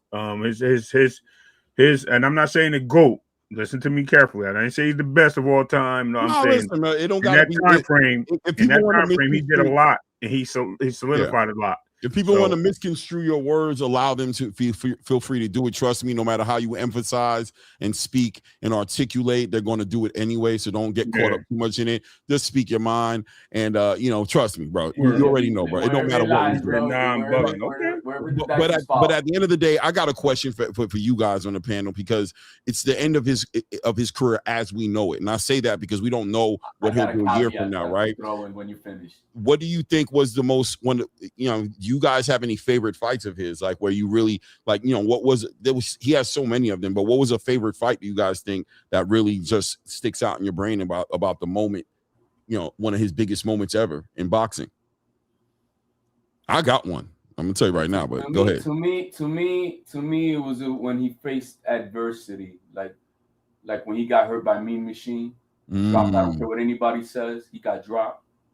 Or when Gamboa hurt him and he still stuck to his guns and pulled it out. Or when he was, to me, down on the cards versus Porter and decided to turn on. Those three segmental moments is what, to me, I liked about the man. There was no quit in the motherfucker. There was no quit. And I appreciate that. Resilience, tenacity, I love that. I love that in any other fighters. You know what I mean? That's why Virgil Ortiz, even though I don't think he's a great boxer, but the motherfucker's got tenacity. he does. He, Really does. you know what I mean? So I loved it. To me, Yeah. I love that. But one thing about what I did say, he's voiceless now that he's not in boxing because he now dropped that belt. And I'm telling you that. But is there one thing that they can do? What about if they do? Is they still do a rematch with Canelo with no belts on Zuffa boxing? I love that you said that. Trust me, that was getting ready to come up. You just brought it up early. We're gonna talk about that. So I'm not even gonna go in it on go. We are going to talk about that because I'm very interested in that as well. But listen, my moment, my fight. I've thought about it. This was always my fight. The Canelo fight was definitely a moment for me, without a doubt. I mean, but it was just the cherry on top of the sundae for me. Like the Canelo fight was definitely a moment because I was nervous going into that fight. I remember how I felt watching Bud walk out there. My stomach was bubbling, bro. Like, and those are the moments when I know that I'm a Terrence Bud Crawford fan, right? And I say that proudly because I don't like using the word fan because the fans of this boxing space are so weird and it's so feminized that I don't even want to be affiliated with them. It's like I could have liked the rainbow, but because of what the rainbow is now, I can never sit out here and be like, yo, shout out. No, I already know that I gave it to them. They took it. And the fanboy energy is crazy out here. But honestly, I know I'm a fan of a fighter when he's coming out into the ring like Terrence Bud Crawford did. And I was feeling the way I was feeling. I know that feeling, bro. You know what I'm saying? I know that feeling when Tito Trinidad be coming out, bro. Yeah. I know that feeling. You know what it was, 2HL? I talked so much shit. And and everybody knew where I stood on that fight and what I was expecting, that I knew it was time to face, you know what I'm saying, the truth. Like there was no more speculation. There was no more, well, you guys are going to see. Nah, we about to see for real. And the truth be told, in the back of my mind, I don't know. You feel me? I don't know. I'm just supporting my guy. So that moment was an emotional moment for me when he won. I actually felt his tears. Not to say I was nowhere near crying, but man, bro, I was so happy to call that fight and watch that fight live. I was so excited to see that in real time. But the fight for me that stands out, Terrence Crawford versus Jose Benavidez Jr., bro. The build up to that fight, at the press conference, Bud almost knocking this dude's head out and the fight almost ending before it went inside the ring. The energy, I felt like Terrence Bud Crawford in that fight was telling the world, that was the world pushing back at him and telling him to stay in his lane. And that was him letting the world know, like, fuck this 147-pound division. None of y'all want no problems with me, and don't put your hands on me. Don't play with me. He just was passionate in that fight, in the build up to that fight, and the delivery at the end of the fight, obviously with the stoppage, was amazing for me. But that's when, I ain't gonna lie to you, Terrence Bud Crawford was the best fighter in the world to me, with that fight. Benavidez being shot in the leg and all, whatever. I don't care. I think the moment was just great to see him be like that against Jose Benavidez Jr. Listen, I feel you 1,000%, both of you. I like the Canelo segue. I love it. But I'm going to have to say that the best fight, and what did it for me, was this is what, to me, put Bud on the map. Yeah, that was a big one. Put him on the map because he was supposed to lose this fight. He was supposed to get destroyed in this fight. He was supposed to, everything you can name was supposed to happen in this fight. And that guy stood the test of time. Put him on the map and had him calling out 147-pounders before he even got there. This was the fight that Victor Postol was the fight that everybody put their eyes on and dialed into who this guy is that Top Rank has named Bud Crawford. And when they put that on the map, that put his name out there like, yo, this guy's legitimate. Even my brother called me up that day and was like, yo, this is the guy. He going to beat your boy, Ray. He going to beat your boy, Earl, man. I said, he ain't got a chance. He going to beat your boy, man.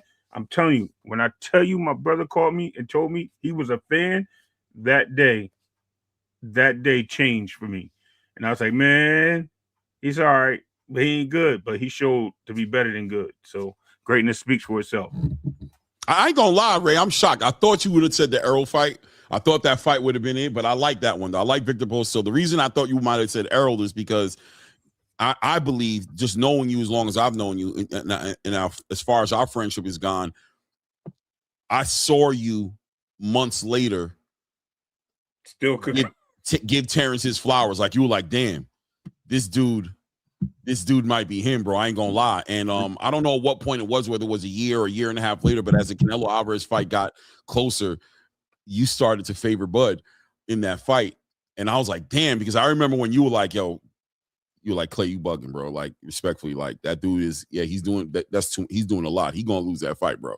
He don't need to be getting in the ring with no damn Canelo Alvarez. And you came full circle, you know what I mean? I don't know what point it was, but it seemed like, you know what I mean? You look back at the Errol fight, and I remember having those conversations with you. I watched this fight. Bro. I went back and watched this fight. Literally went back and watched this fight with Victor Postal. Okay.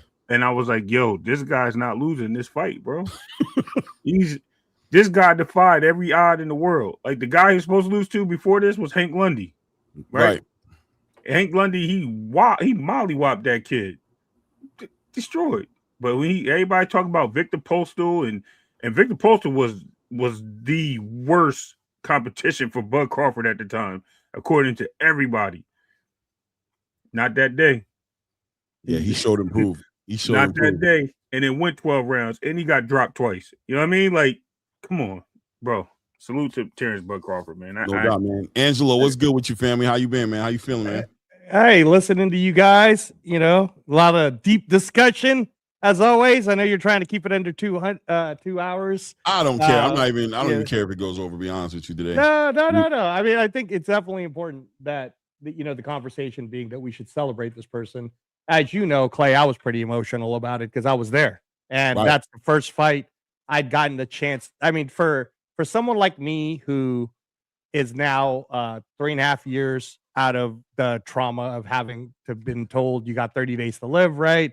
And I remember being that whole week, and the people who recognized me and we all started catching up. They're like, damn, dude, I can't believe that this is the first time you're going to be back at a boxing event since what happened to you, right? And prior to that, I mean, it wasn't like it was easy during COVID.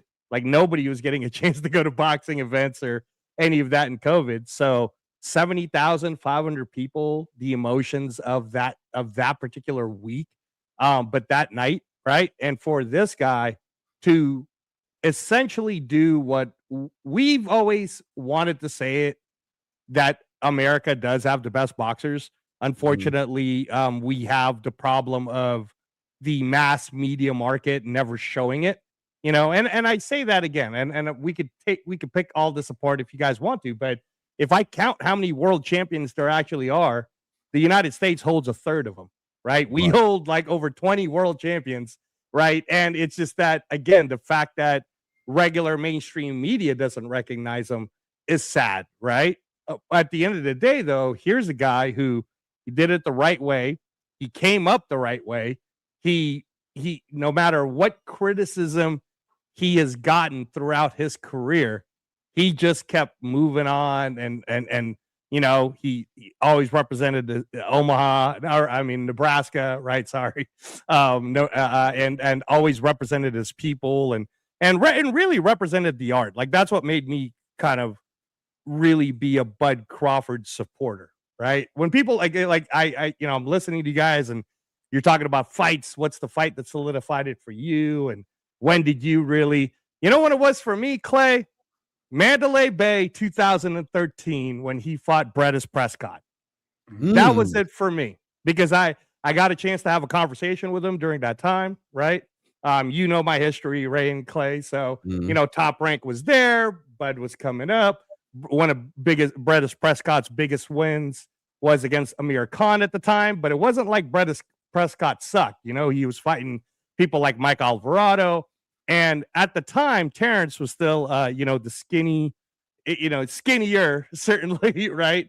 But you could even tell back then that he was not a, he didn't give you that, that disrespectful type of energy. He seemed like he was about it, like a warrior.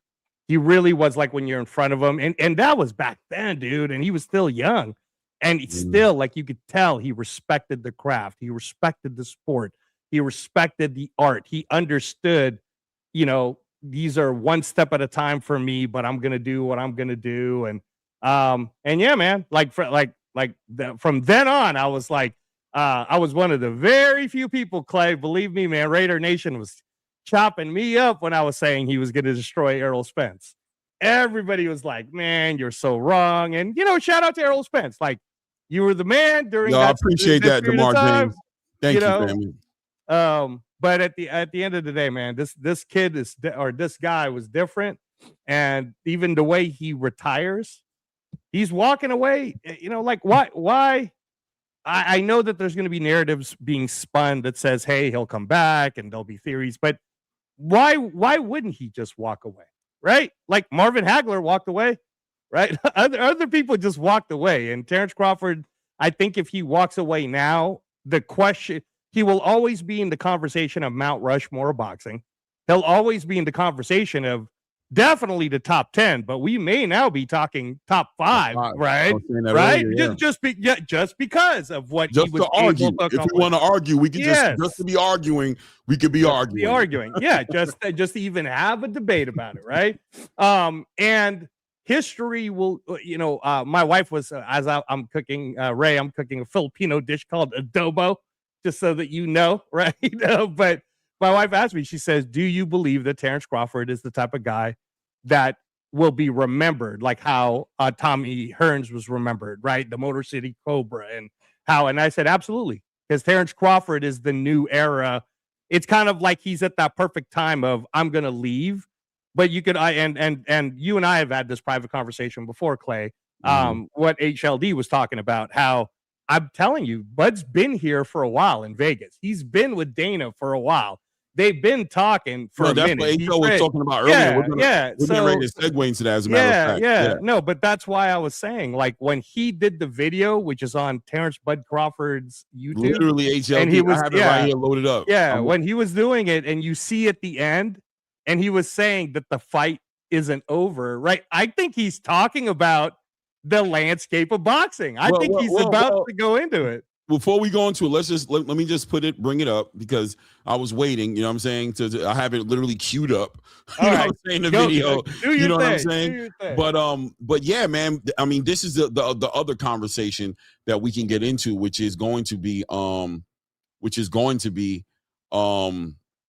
on one second. I've got it right here. Okay, we all got it. I'm about to play in a second, which is going to be, what's the future? Because I have a hard time believing Terrence Crawford. This is who Terrence Crawford's been for the lion's share of his life. He has plenty of investments. We're aware of that. We know this is not about him needing boxing to take care of his family. From what I understand, Bud has done the right thing, right? He's got plenty of property. He's got real estate going. He's got businesses. He's got things going on that are bringing him back money.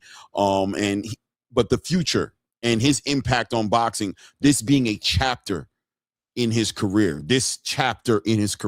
coming to an end as we know it, but looking forward to see what he's going to do. But let's watch it, because I'm gonna be real with you, I haven't watched this video yet. HLD put me onto this, and he actually sent me the link, and let's take a look at it, man.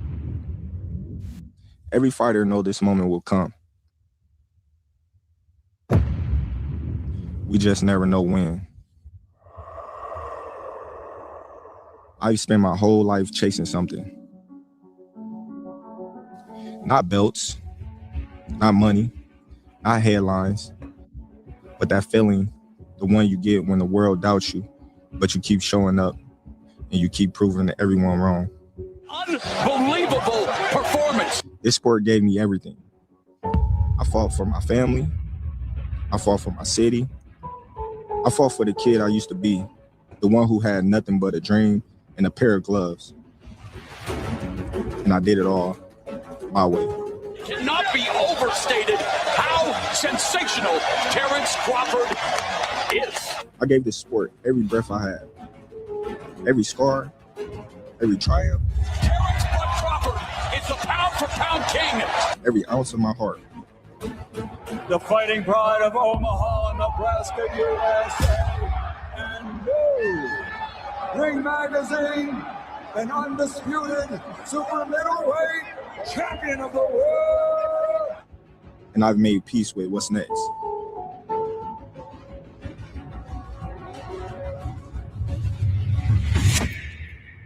And now, it's time. Thank you. To my opponents who pushed me to places I didn't know I could go. To the fans who believed in me when they didn't have to, you made this journey something I carry with pride for the rest of my life. To my haters, and to the people that didn't believe in me, thank you. Because without you, without having that fire in my gut to prove each and every one of you wrong, you pushed me to heights that I never thought I'd reach. Thank you, Turkey, Sella, and Riyadh. Not just for believing in me and making history with me, but for what you continue to do for the sport of boxing. To TKO, thank you for being my first promotional company that believed in me when nobody else did. To Top Rank, thank you for helping me become a champion. Bomac, Red, Saul, Bernard, Midge Minor, Chet, Ashley, Dr. Conroy, my little brother Wayne, Carl, Mac, McDoyle, Paulina, Denise, Michelle, Jamie, Dez, Matt, Levy, Steven Nelson, my brother from day one, Ish, Harrison, Julie, Jessica. I don't view you just as members of my team. I view you as members of my family. My sisters, my nephew, Grandma, thank you for your love and support over the years. Mom, thank you for the tough lessons. You built a mentally strong, resilient man. Dad, thank you for the support. You were the first person to say that I was gonna be $1 million baby and that I would one day be a world champion. To my kids, to Mia, Lil T, Tyrese, to Leia, to Kari, Trinity, Zaire. You are my legacy. I'm stepping away from competition, not because I'm done fighting, but because I've won a different kind of battle. The one where you walk away on your own terms. This isn't goodbye. It's just the end of one fight and the beginning of another. Terrence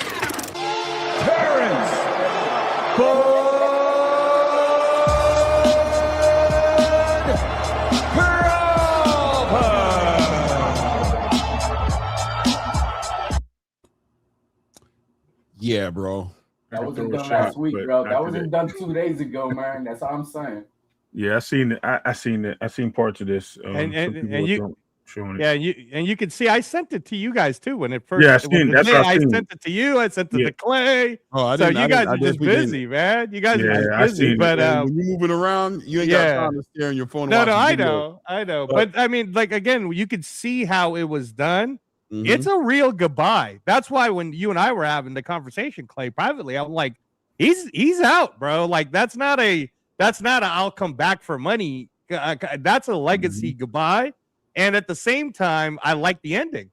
It's the beginning. So what are we talking about here? Life, man. We talking about super boxing, baby. That's what we can have a conversation about right now, right? I believe this is the next chapter of his life. Listen, I think that there's another chapter without a doubt. You know, we talk about, I know in the Bible, and a lot of religious scriptures, in different books, it talks about the end of the world and what that's going to look like.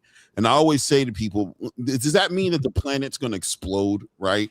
And there's just not going to be no more Earth, or is it going to be the end of the world as we know it, right? Yeah. And with Terrence Bud Crawford, although this is the end of his career as we know, is it the end of his boxing career in total? Just he's done with boxing, he's out to go get a turkey burger and go play with his kids and he's going to live his life? Or is there another chapter in Terrence Bud Crawford's career that involves boxing and what that looks like? So is it over, or is it over as we know it? And I'll hand it right back to the panel because I'm interested in getting everybody's perspective. I believe he said it in that thing, and it's something that we touched upon earlier. His legacy is his kids, and now he's going to be able to spend time with his kids. Life. And that's the legacy. That's the legacy that I was trying to speak upon earlier, that if there's no fucking we in this world, it's your house, it's your home, it's your kids. That's where it comes down to. and I think that's where he's at. You know, he's right now. Spence, even not too long ago, a few weeks ago, he's enjoying taking his kids to school. He's enjoying going to the recitals, going to the things. He's enjoying that life. And I think the sacrifice of becoming as great as you are, Bud, or any other athlete in the history of sports, to be the best, you have to be crazily obsessed with it, and it takes away from everything else in life. And so he's only 38 years old. He can now live his life more on the normal side of things to take care of business, because he said it himself.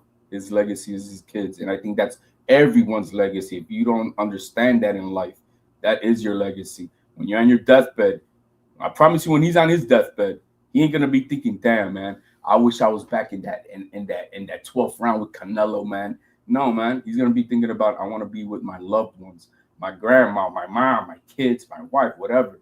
That's his legacy that he's gonna be thinking about. And I think we kind of lose track of that we're still human. We're still human. And ambition is good, but then if it consumes you entirely, you lose out on the real stuff in life. And so that's just the way I see it. I think he's done. I think he's going to take care of his kids, his family, whatever else comes in between for that. And yeah, can he be around, touch here and there with Turkey? And so, yeah, of course, but I don't think it's going to consume him as having to put in that training and that work that he's been having to do for the past 20 some odd years, I guess, of his career. I don't think it's going to be that no more. And good for him. Good for him. Salute, definitely. Yeah, no, and you know, we've had this conversation about Zuffa boxing, right? And I know, Ray, I'm telling you, bro, I could feel the wave when I'm saying Zuffa boxing is going to be the thing. But what a better representative if you could have your Michael Jordan spokesman for Zuffa boxing moving forward, then why not let it be Bud Crawford? So not only do I believe Bud's going to be a part of that movement, but to what HLD's saying, it gives him, he's got money, he wants the time with his family, but also when he said this is just the beginning of something else, he's talking about this movement that's happening about the why are we paying sanctioning bodies, and we're going to get boxing back in American TV and the whole bit. And it would not surprise me at all that if the first fight historically that talks about Zuffa boxing is Canelo Crawford, and it moves forward this way, for Crawford to be that representative for them to say, yeah, you could do it the old way, or you could sign up with Zuffa, and, you know, it's up to you. And he's going to these tournaments with Dana and Nick. I'm sure he already has stocks in TKO Holdings right now as that stock continues to grow. And I think we're not going to lose Bud Crawford in the boxing space. We're just not going to see him fight. But I think he's going to be vocal. I agree. I think that he's going to be very vocal about it, and don't be surprised if Canelo follows suit too. You know, because Canelo's not a dummy. if Canelo, and let me ask you this, back to you guys. So now that there is no Crawford Canelo fight that's possible, you know, right? Because we have to speak to what's happening right now. What's happening right now is Crawford retired. Does Canelo retire next, or does Canelo sit there and really, I mean, what's the upside? What's the upside for Canelo to try to get belts back? We know how great he is too, to HLD's point earlier. Right? Canelo's situation is different because he has still another 3 more fights under his contract with Turkey. So his money's guaranteed still there.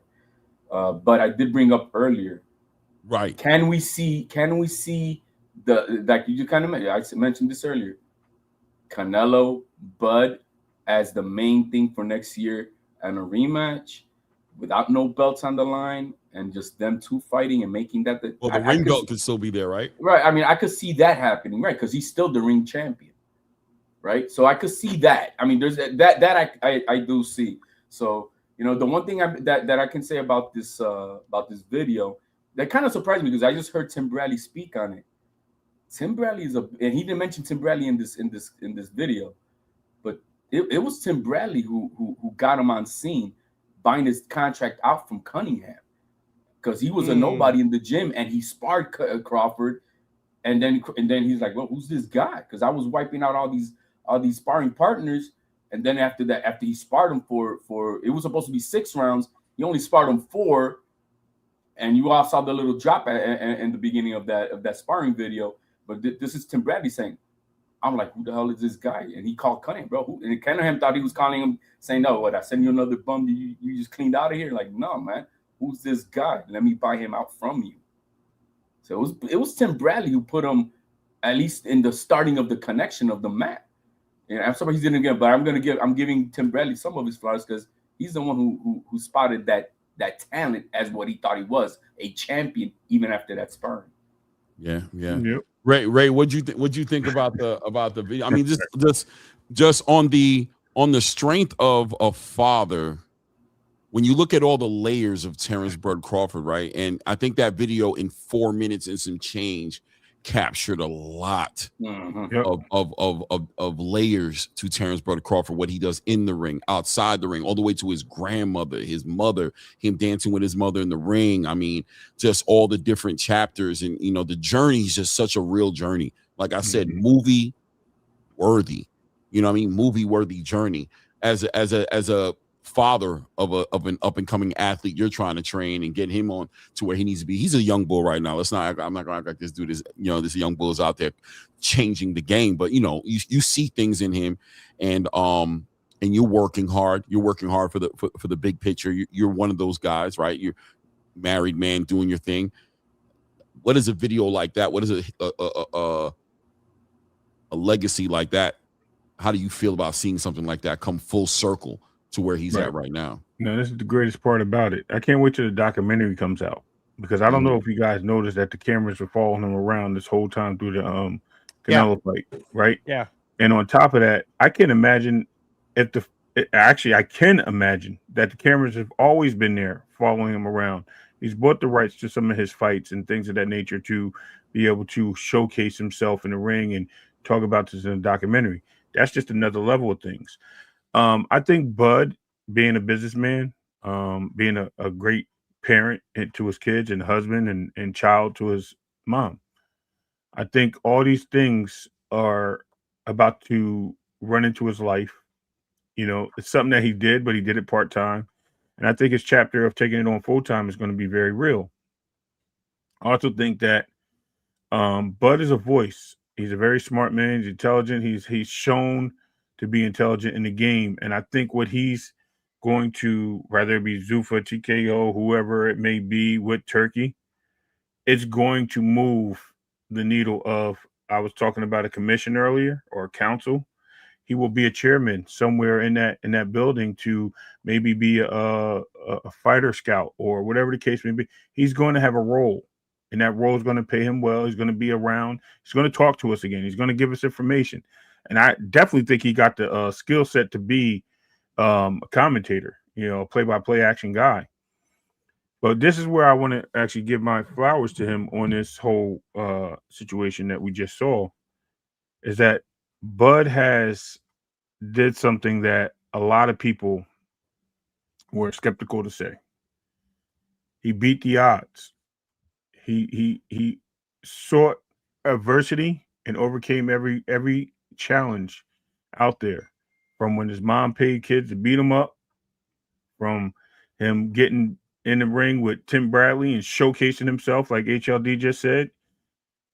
Beating Tim Bradley, matter of fact, you forgot to say that he beat the brakes off of Tim Bradley. Tim Bradley said he never took a beating in sparring, never, until he met Bud at 16 years old, which is crazy. Just going on from 35 champion, 40 champion, 5 divisions to 47, 54, 68 is just outstanding. Him setting the bar on retirement is showing us, the people, that, walking away is not a bad thing. It is a change of the guard, is a change of the era.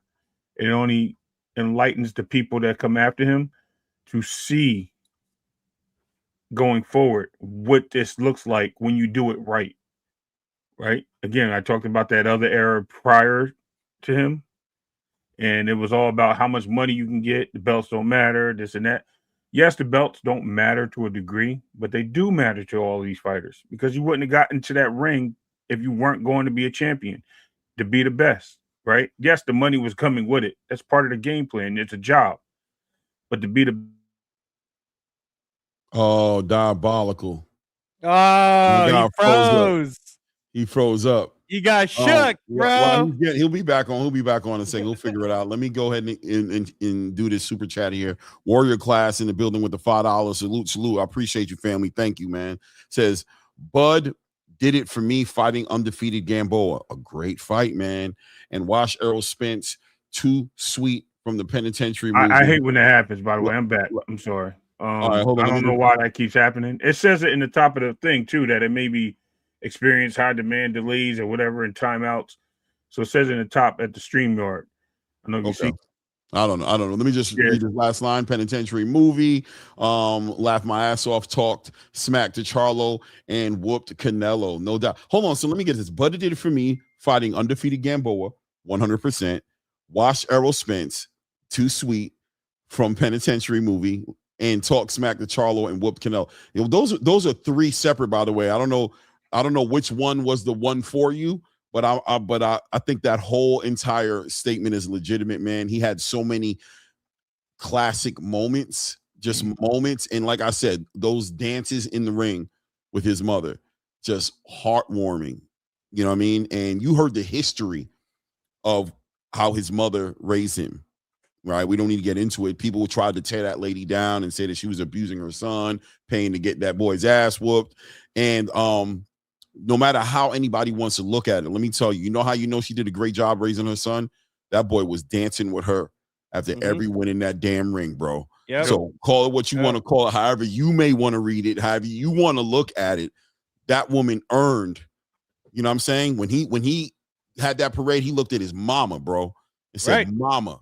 We did it. Mama. Grandma. He said, Grandma. We did it. And he's letting the world know, don't get it twisted.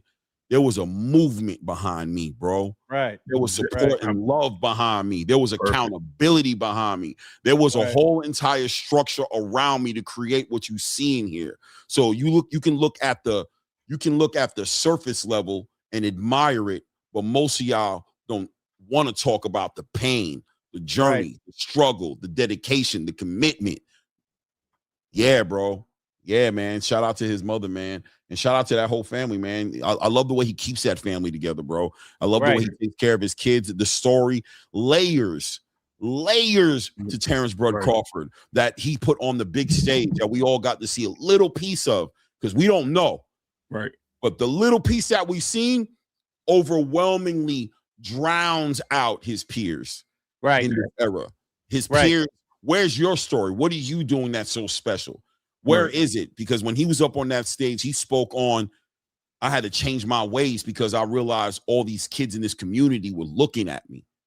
He gave a fuck, excuse my French, about his community. When he built that gym up in Omaha, Nebraska, he thought about it. He knew where he was coming from. He knew about his journey, and every piece of his journey made him realize that he needed to have a bigger view on life outside of jewelry and balling out of control in the clubs and, you know, being whatever it is that people celebrate to the max today. To think that all those things were there for us to see and people could find a way not to celebrate that, man, is it blows my mind at times. I'll be honest with you. And it's not about idolizing, right? It's not about over celebrating. It's about giving him his just due. It's not about doing too much. I don't know that man. He could have 100 flaws. 10 years from now, we could find out.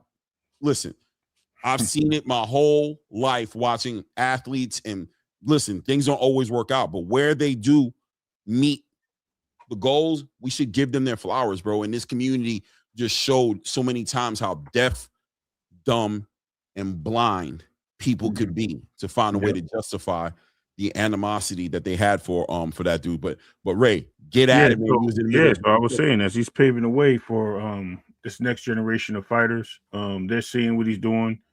They see what he went through. He's moving in the right direction. I don't know if we also noticed that he put out his team. He showed everyone his team of people in his arena.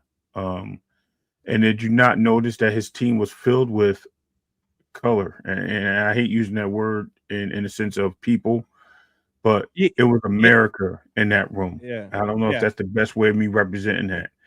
That was what we stand for and what we should be. We should believe in.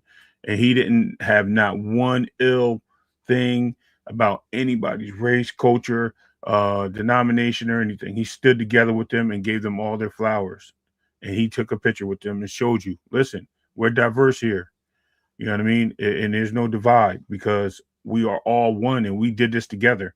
So when you see things like that, and how's it moving forward, as I was saying, as he goes into his retirement, I'm going to land this plane real quick because I got cut off, is that Bud is now, and you said the Mount Rushmore, right? Yes. Bud is a mountain alone. He's the Statue of Liberty. He is standing in the harbor as you enter that boxing space. He is not on the Mount Rushmore in the center of the country as you drive across. He's there coming in. Why? Because just like Ali, he stands for something. He means something. He gave something. And he did it right. And that's what you got to give this guy, man. Shout out to Bud Crawford. Shout out to all the people in boxing, man. But just want to get his guys flowers today. It's his time, man. There's nothing wrong with it, man. He's not the end all be all, right? But nah, bro, there's nothing wrong with giving him his flowers, bro. He's retired. He's closed it out. A lot of people wish they could do it the way he did it. You know, people sometimes are forced into retirement. Some people walk out. Everybody has their story, man. We're here in the present moment watching this guy make history, and he's iconic in his own way. He's just super iconic, man. It is what it is, man. Very few men in this in the sport world, especially in boxing, get to walk away on their terms. There's very few athletes have done that. And what I can remember, that would be Jim Brown, that would be Barry Sanders, that would be Michael Jordan after his last shot, even though he came back, but it was on his terms at that point. And even after that, you can say the same with, my man who's CJ, he put out there, he put out the John Elway after he won the Super Bowl. But I'm just saying there's very few men who are in control of saying goodbye on top. And we got to give him that. Even Mayweather, he did it, right? I mean, even though his 50-0 was with the damn Conor McGregor, but it still was on his terms. And so, bro, it's so hard. I don't care that part right there is probably the hardest, to leave on your terms when you want to, and then to fight that I want to still play. I want to still fight. That shit is something that, it's in him. He's going to get the juices flowing. We just saw Nonito Donaire today, 43 years old, man. I'm pissed off about that. I think they robbed him, but 43 years old, kicking ass. You know what I mean? Why doesn't he walk away? He got money. They got money. They got this shit, right? But it's hard to let it go. It's hard. And so, for Bud to say, you know what? Adios. Good for him, man. Good for him. I definitely think, to add to that point, not only is it hard to walk away, it's hard to walk away when you're the best. He's still at the top, right? Like, he's not walking away like Michael Jordan was playing with the Wizards walking away. He's not walking away like Jerry Rice was playing with the Seattle Seahawks walking away. He's walking away like if Michael Jordan really walked away in 93 and never came back, or 98 and never came back, right? Like he's walking away at the top. And I think that when you really dissect the period of time when we're talking about that Terrence Bud Crawford era, right? Let's call it 2013 to 2025. Other than, you can mention Lomachenko being one of the names in that period of time, and Canelo being one of the main names in that period of time. And that's kind of like the same thing that happened to Floyd, right? Like Floyd really had the Pacquiao, like Floyd and Pacquiao was that era, that moment in time. But for Bud, man, he really stood out because I don't think he's doing this spitefully, but he gets away with going, if you guys believe that Canelo and me were the two best in this era, then I put a stamp on this because I beat him and I walked away and I'm done, right? I beat him and we were still at the top of their game, which is why I was saying, Clay, I really don't know where Canelo goes from here. Because if Canelo does continue, Think about that. That means Crawford beat his ass and walked away like at his peak then and just said, I'm out, right? So I don't know, man. But congratulations to the entire Crawford family, and congratulations, bud, man. You're the real one. No, man, definitely a real one, man. We'll see how this Canelo-Terence Crawford thing works out. We got time. Listen, Eddie Reynoso came out and said him and Canelo looking for a rematch, not in May, but in September. There's time. Bud has gone ahead and retired. We know historically in boxing, that doesn't necessarily mean everything. That just lets us know, stop bothering him. Don't ask him for fights right now. Don't put no pressure on him to do nothing he don't want to do, and he'll get back at us. You know what I'm saying? If that's what it's going to be, they'll figure it out. If anybody can make it happen, if they really want it to happen, it would be a Turkey Al-Sheikh. You know what I'm saying? And listen, Canelo Alvarez, like my guy HLD said, is in the contract with Turkey Al-Sheikh for multiple more fights, and we know that Terence Crawford and Turkey Al-Sheikh have a very great relationship. And we know that he doesn't need to be unretired, or he doesn't need to be part of the boxing space in a traditional sense right now in order for him to make a fight happen with Canelo Alvarez. If he chooses to do that in September, it's not about him being out the ring too long. That's just right up his alley. This is a guy who's fighting once a year for the past however many years. So we just patiently sit back and watch. Boxing continues. A lot going on in boxing. We've got Anthony Joshua and Jake Paul this week, Friday, going down. I don't know if I'm calling it yet, ladies and gentlemen. I'm gonna be honest with you. I might have some opportunities for myself that I might need to take advantage of. I ain't gonna lie. Where's the boo button? Boo. Oh man, I don't even know where it's at. I gotta find it, but I'm not pushing it on myself. So go get your own boo button. But Clay, did you want to? This boo button on this screen is reserved for y'all, motherfuckers, not for me. Did you did you put the link up in the chat? Did you pin it? For what? For you said open panel. I just didn't know. Oh, we're closing, dude. No, we're about to wrap it up. Yeah, we're wrapping it up. All right, you said you may go over. I just wanted to make sure. Nah, so man. can I ask everyone a question? We're done. We got a lot of people, right? Young boxers in the game right now, right? Who is now or going to be, because I think Bud took over the face of boxing with Canelo. I think Canelo is still a big part of it. But as the younger fighters go on, because Canelo's probably going to be next very soon. And you can see that when he was in the ring, that he was thinking about it. Like you can see it in his face. Who do you think is the next guy up? I have no idea. Yeah, I think that's the conversation, man. You know when you were going down here. On the 31st. I'm talking to these guys over here. You see what you did? You see what you did? Ray, you opened up that shit. Now HLD coming with the TO shit. That's what I said. We know where she's going. Yo, man. We'll talk tomorrow. Shout out to everybody in the building. Tomorrow, PM, we're kicking it off, man. The like button, subscribe to the channel. Until the next one, HBP. Yo.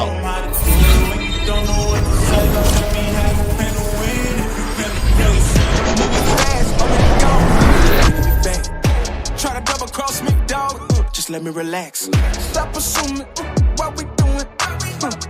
Keep it moving. What we doing? Cause it can get bigger, cause it can get bigger, cause it can get bigger. Hey, please don't play no games with me. I promise I'm too much. Hey, I can never let up even if you had enough. Hey, this ain't for the faint of heart. We always playing rough. I had enough. It ain't